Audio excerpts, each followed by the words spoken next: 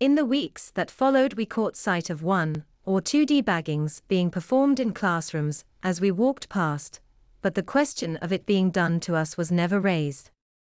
During the second week, several of the other girls who were supposed to have started with us actually arrived, and Jane and I wondered whether it was fear of this custom being carried out that caused them to delay their start.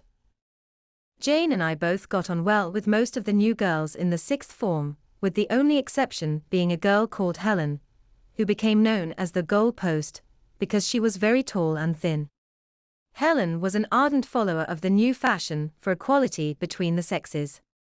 Perhaps the powers that be thought she would help the switch from all-boys grammar school to mixed sixth form college. Or perhaps they just didn't realize.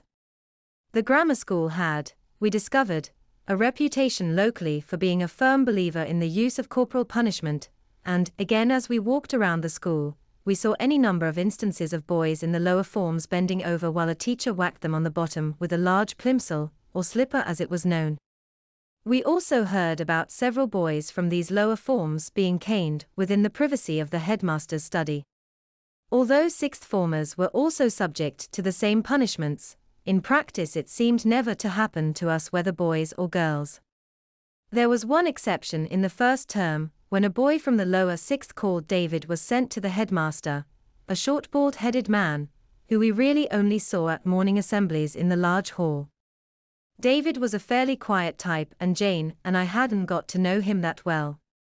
The rumor was that he had been caught with cigarettes on his person, and even then anything to do with smoking was very much against the rules.